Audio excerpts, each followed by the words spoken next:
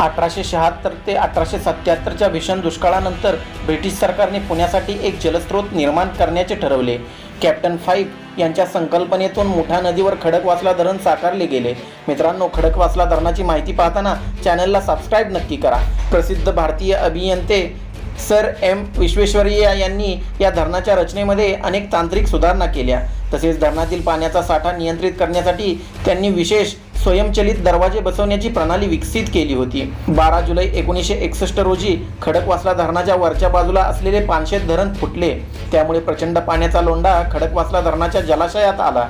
पाण्याच्या प्रचंड दाबापुढे खडकवासला धरण ही टिकू शकले नाही आणि धरणाचा काही भाग वाहून गेला.